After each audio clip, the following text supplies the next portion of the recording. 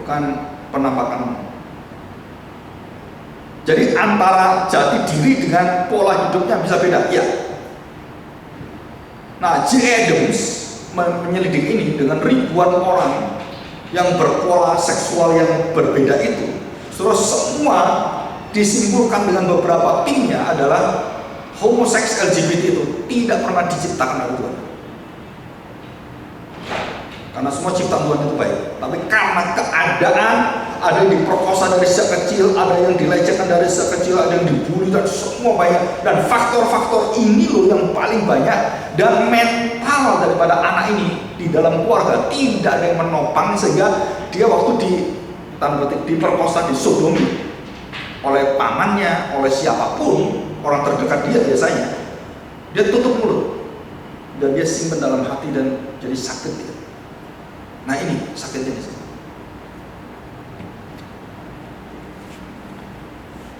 Dan waktu dia datang ke gereja, saudara, dan gereja kemudian menjudge dia, dosa, matilah saya, tambah ambruk dia, betul nggak? Karena memang firman Tuhan ngomong seperti itu. Kamu yang begini. Begitu anak ini dengar di gereja, wah dia keluar dari gereja. Kenapa? Karena dia merasa sudah tersingkirkan. Maka khotbah itu harus ada penebusannya. Christ the Redeemer. Jadi bukan cuma ancaman Tuhan, dosa, enggak, tapi ada kasih Tuhan, ada penebusan Tuhan. Dan dia akan merasakan itu.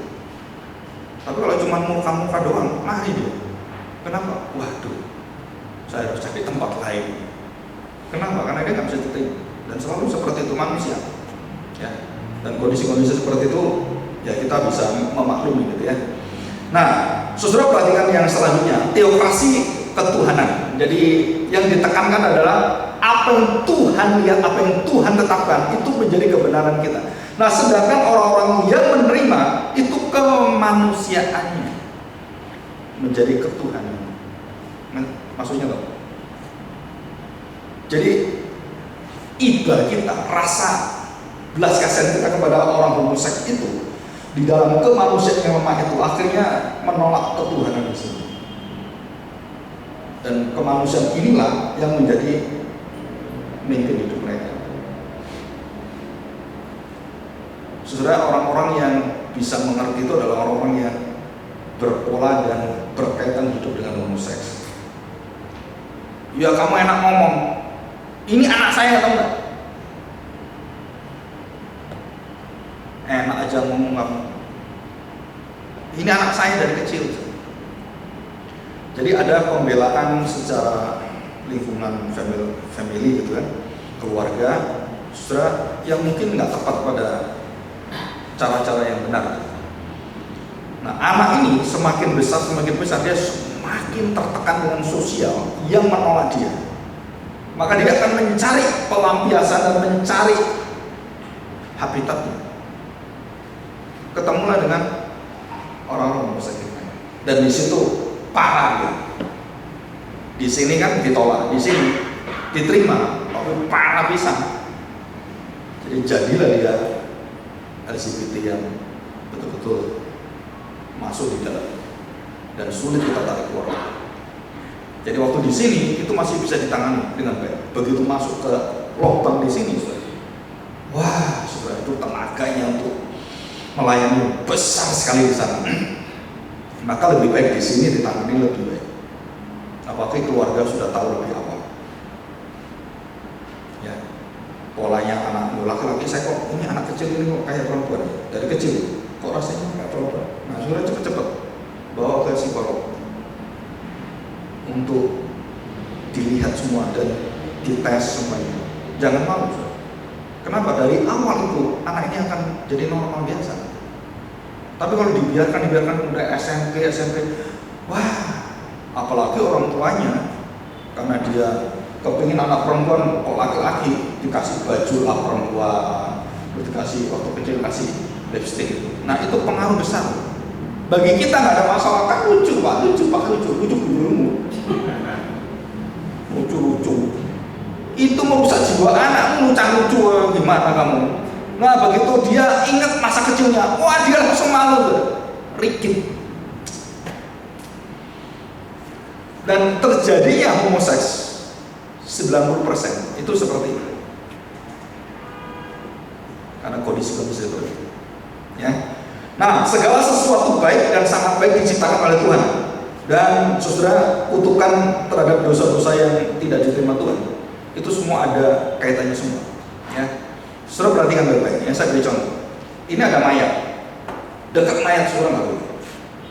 Dan bahkan seorang yang ini kuburan, kamu melangi kuburan, itu pun najis. Saya tanya, Pak, ini ada kaitan apa dengan kesehatan soal seperti ini? Saudara, bangkai mayat sudah mati itu menyebarkan bakteri dan sakit penyakit yang banyak sekali. Jadi waktu Tuhan mengatakan najis, bukan soal najis, bukan apa. Tuhan melindungi kesehatan, Tuhan melindungi kamu dari hal-hal seperti itu. Bukan hanya masalah, oh ini supaya kelihatan kamu tuh beda dengan mayat, apa gitu, kamu lebih bersih. Bukan itu. Ada hal-hal yang di luar kemampuan kita. Waktu Tuhan memberikan pemisah-pemisah, justru itu ada bahaya-bahaya di belakang itu semua. Dan secara medis semua terbukti. Waktu saya pernah ke Aceh, lihat mayat yang besar, melembut gitu. Dan semua orang kepingin tahu itu mayat kok bisa segede itu.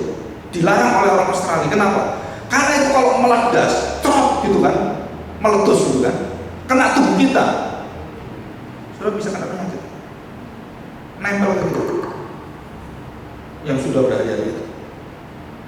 Dan tidak boleh barefoot, barehand, pegang, nggak boleh, saudara. Kamu akan mati karena penyakitnya itu. Nah ini dari sudut yang kewajaran medis seperti itu. Jadi kalau kita lihat kenapa harus dirajam, berarti ada dosa dan ada penyakit yang akan membahayakan dia dan lingkungannya. Jadi waktu Tuhan menghukum kamu harus dirajam, itu ada dua. Pengaruh menularkan di dalam kesesatan dalam pikiran karena menghujat Allah, dirajam. Yang kedua dalam dosanya akan merusak, menularkan juga, itu dirajam. Dampaknya sama. Ya. Waktu Yesus datang, segala kutukan semua itu dihapus oleh dia di kayu salib. Kutukan dihapus oleh dia dan bersyukur. Berarti hukuman rajam itu harus berhenti. Karena yang menciptakan semua baru itu datang. Nah, kita pegang Kristus ini untuk siapa? Untuk kaum LGBT. Jadi bukan memperdebatkan seperti PGI, seperti gereja, bukan itu tujuannya. Supaya orang kembali kepada Christ Life, Christ Center. Bukan mendebat ini boleh nggak boleh, bukan itu, saudara. Bagaimana Kristus hadir bagi engkau, dan harusnya PGI itu membahas tentang bagaimana kasih Kristus yang dalam bisa menerima kamu, itu yang diutamakan. Bukan penerimaan dan lain-lain untuk pendebat, bukan. Karena PGI itu teologia, bukan sosial. Dia harus menegakkan ajaran teologi. Dan di situ ada tokoh-tokoh dari GBI, dari banyak sekali saudara pendeta-pendeta yang seperti itu. Jadi bukan hanya satu orang, ratusan orang menerima pandangan itu. Nah, dia ngajarkan ke jemaatnya gimana? Kalau satu orang jemaatnya 10.000, kalau dari 100 orang 1 juta yang tersesat dan mengkira. Dan 1 juta orang memandang orang lain ngomong ratusan juta orang.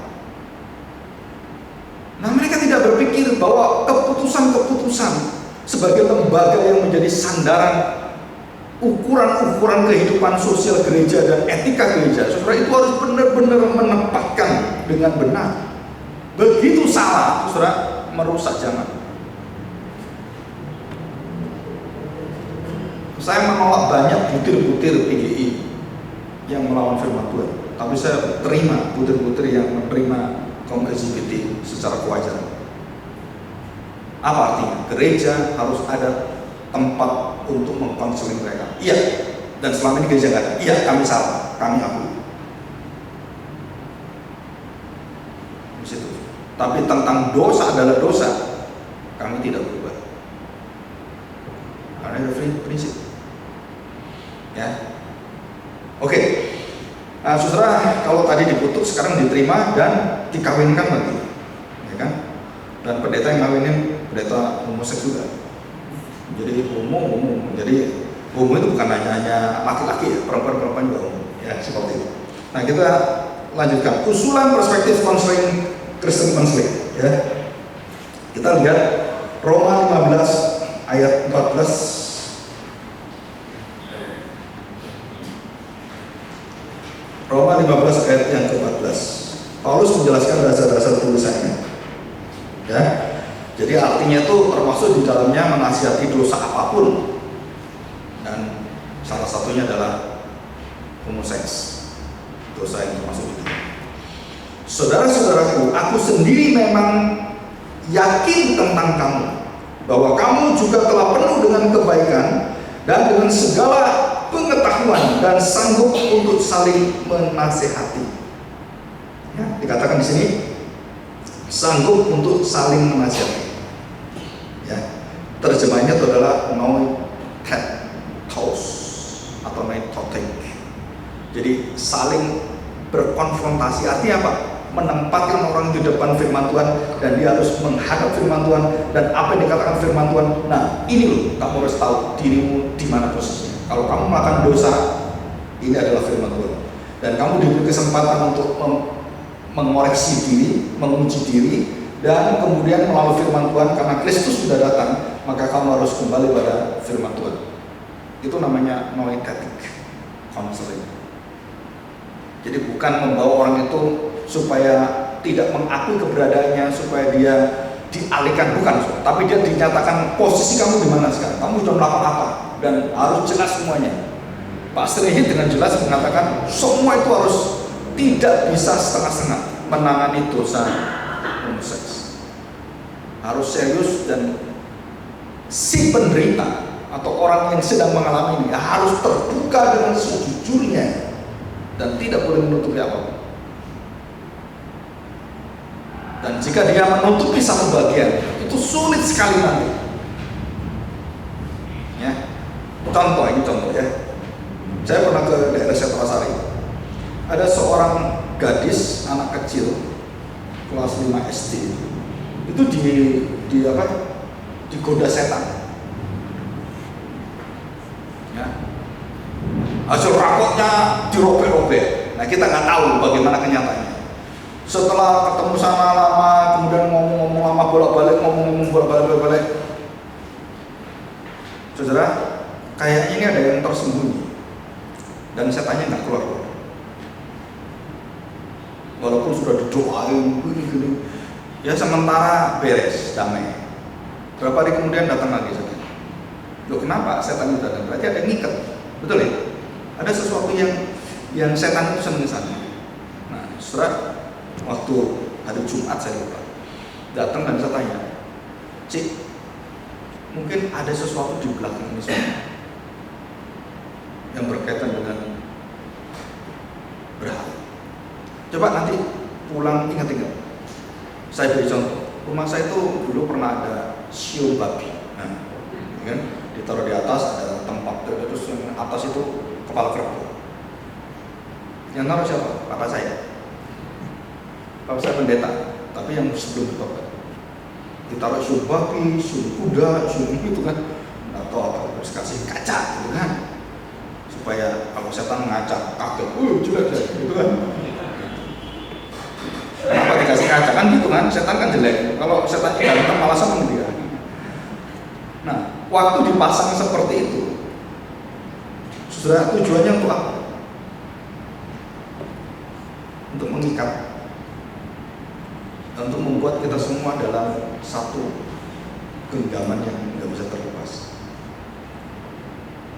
Nah, saudara, keluar dari sana sulit sekali, saudara. Kenapa? Karena sudah ditanam, dan bukan anak ini yang menanam. Baru setelah kita jalan, telepon, Pak, baru ingat saya. Ya udah, belum jauh datang lagi. Cerita semua. Saudara, waktu mau bangun, kasih garam 10 kilo. Ini dari mana? Dari sononya, dari ya rumah ibadahnya, kan? Dan itu ada yang nyembayang, gitu kan. Terus apalagi gini cerita semua. Nah, ya ini Suamimu kapan datang? Pak, besok baru datang. Oke, besok ke sini. Jadi bukan soal anaknya, ini soal siapa? Suami. Nah, saudara, dosa yang mengikat seperti ini, itu kalau nggak diberesin cikal bakalnya, nggak bisa. Nggak bisa.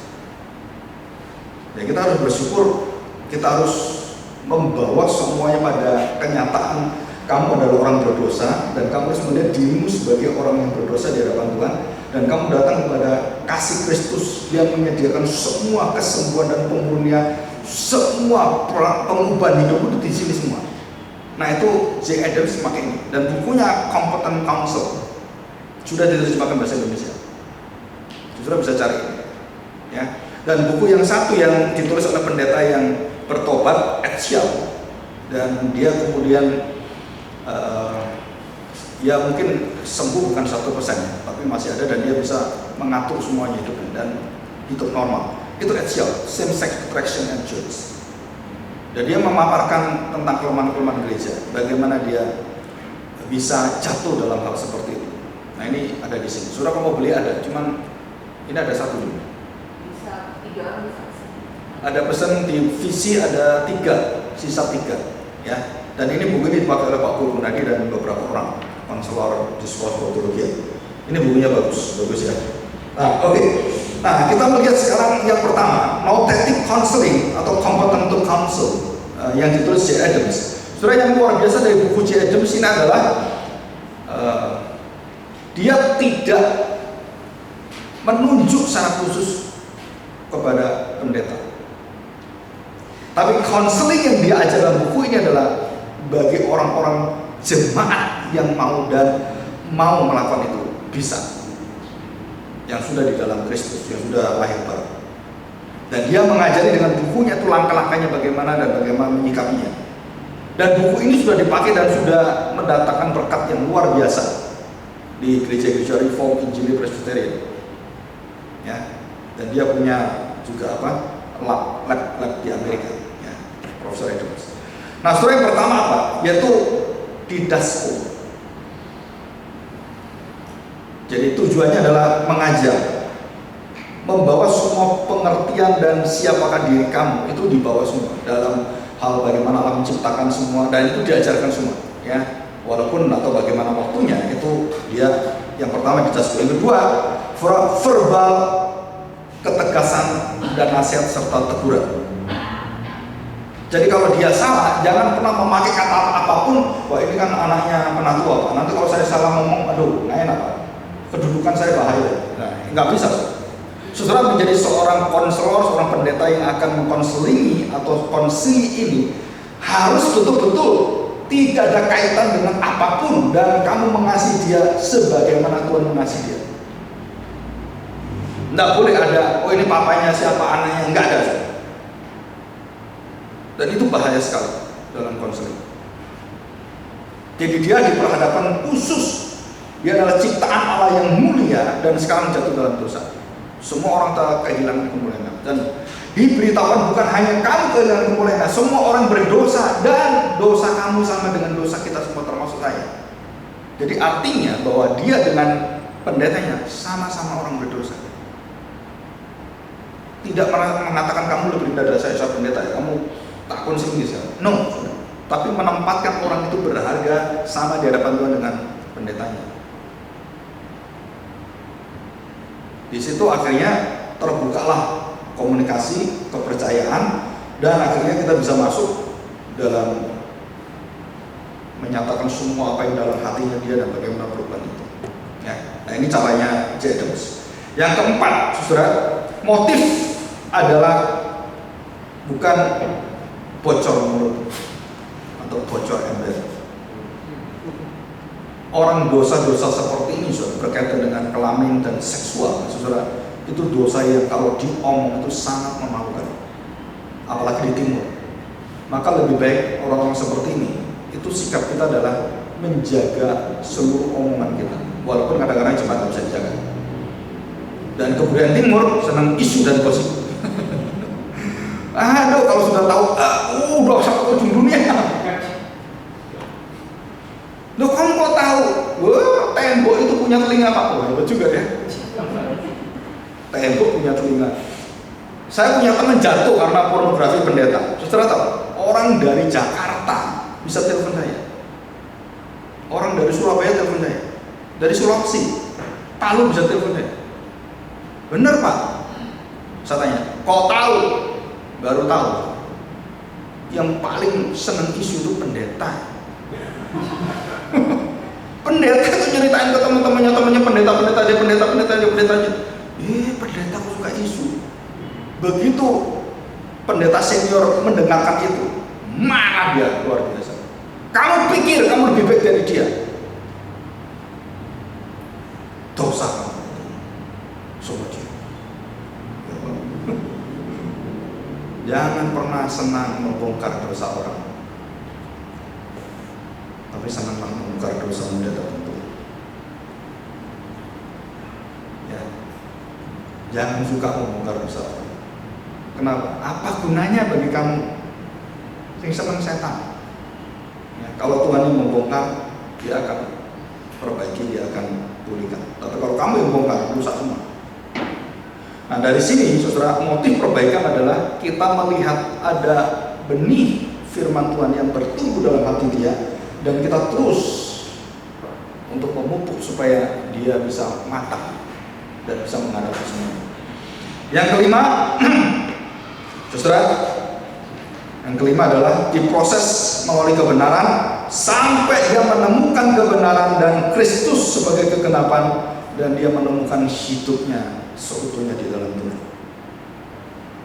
Jadi artinya apa? Dia tahu betul bahwa saya homoseks dan saya harus berubah, dan Tuhan mencintai saya, dan semua jelas, dan dia berubah. Nah ini adalah Edsel. Dan dia bertobat bukan karena pendekatan pendeta, bukan, tapi dia membaca buku Puritan tentang kekudusan itu. Salah satunya Thomas Hood. Ya, dari buku itu dia membaca dan dia melihat dirinya itu berdosa dan terbuka.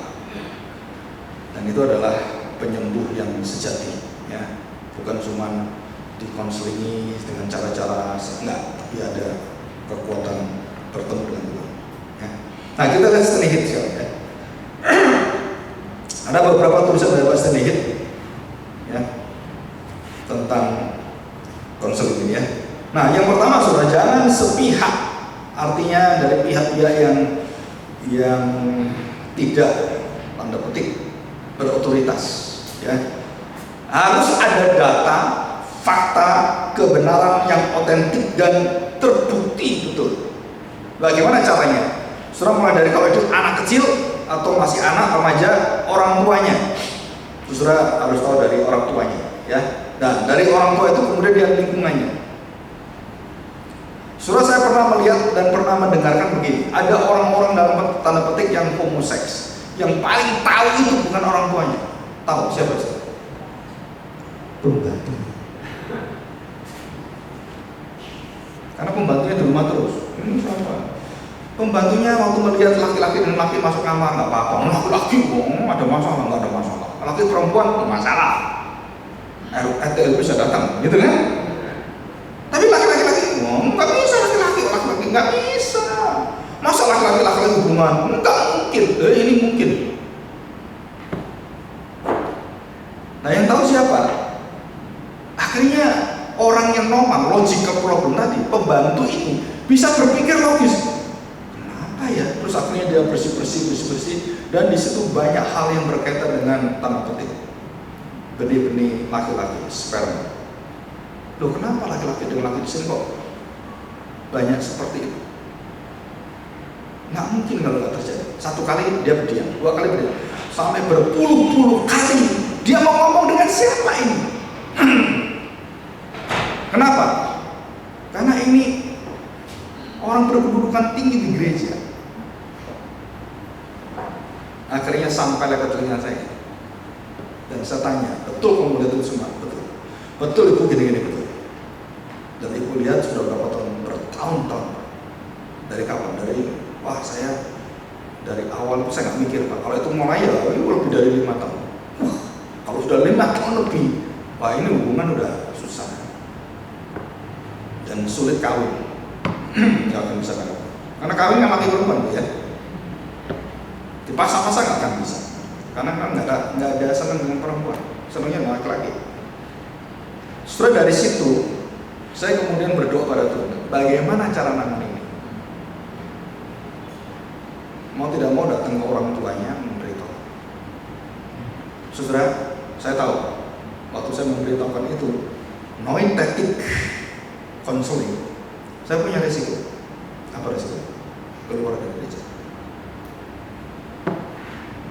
Kalau dia bisa terima, dia bersyukur dan dia memuji Tuhan. Tapi kalau dia nggak bisa terima dan anggap bahwa tanda petik memfitnah dia dan anaknya, posisi saya dalam posisi yang sangat berbahaya.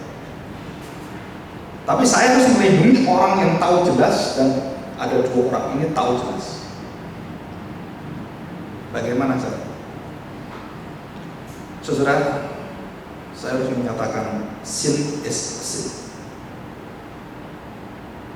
dengan segala risiko. Dan saya beritahu, ada yang kena AIDS, ada yang kena macam-macam, ya, macam-macam. Dan resikonya adalah kalau dia sadar, orang tuanya sadar, mereka bersyukur, bersukacita, ya, ngasih saya buah-buahan 1 dus. Karena bersyukur, tapi kalau nggak bersyukur, dia bawa batu 1 truk untuk lempar itu supaya keluar gereja, pakai orang lain semuanya. Dan yang terjadi adalah, ya saudara bisa tahu apa yang terjadi. Saudara, jadi begini, jadi penanganan hal seperti ini kita sudah melakukan dengan baik. Kadang-kadang di gereja sulit terima itu, karena lingkungan itu tidak mendukung sama sekali. Bahkan orang tuanya memproteksi anak yang berdosa. Wah, saudara, berat sekali. Ya kita harus mencari hikmat Tuhan. Kita belajar terus. Ya. Oke, Pak Hid beberapa contoh yang dia bahas. Ini agak cepat ya. Yang pertama adalah konsep dabar atau logos dalam Perjanjian Baru. Ya. Apa artinya? Bahwa firman adalah segala-galanya bagi umat Kristen. Di dalam 2 Timotius pasal 3 ayat 16. Ya. Segala firman atau tulisan yang diilhamkan, diinspirasikan Allah, memang bermanfaat untuk mengajar, untuk menyatakan kesalahan, untuk memperbaiki kelakuan, dan untuk mendidik orang dalam kebenaran. Nah, noetic ini adalah masuk dalam kata untuk menyatakan kesalahan. Nah, ini paling sulit. Kalau cuma memperbaiki kelakuan, mendidik, nah itu berjalan. Tapi mengkonfrontasi bahwa kamu berdosa, saudara, kadang-kadang yang berdosa itu nggak terima dia berdosa. Pencuri nggak terima dia pencuri, betul kan?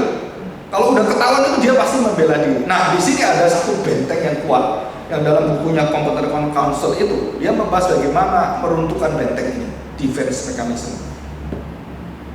Ya, kita bersyukur ada hamba Tuhan dan para teolog, juga pastor ataupun yang membantu kita dalam buku-buku. Bukunya banyak ya, seperti bukunya Pak Yakub Sabda, Pastoral Counseling 1-2, terus Boucher dan Station, Etika Kerajaan Allah, membahas juga ada pembahasan tentang homoseks. Terus kemudian bukunya J. Adams, Gary Collins yang bahasa Inggris banyak sekali yang ditulis oleh Christian counselor atau psikologi, ya. Dan sangat membantu sekali dalam penanganan yang paling mudah. Dan sekarang yang terbaru adalah bukunya Richard Dawkins yang dulu ateis dan dia ahli genetika, dan dialah yang membongkar rekayasa semua, dan dia mengatakan bahwa itu sangat jarang di antara ratusan juta orang yang berkelamin ganda, itu sangat jarang. Kenapa bisa terjadi? Dan dia selidiki. Itu karena kerusakan lingkungan, makanan, polusi itu merusak gen kita. Ya. Jadi orang, saudara mungkin saudara nggak pernah tahu. Saya pernah melihat pria, ya wanita, dia punya kelamin pria, dia punya kelamin wanita. dia punya buah dada, dia punya kelamin laki-laki. Dan itu sangat jarang seperti itu. Dan nggak bisa menjadi satu pedoman dengan menangani satu orang khusus ini kemudian semua orang disamakan, nggak bisa. Dan kita tahu itu ada terjadi, bisa terjadi karena gennya rusak, penyimpangan gen karena polusi dan kerusakan kaum dosa itu.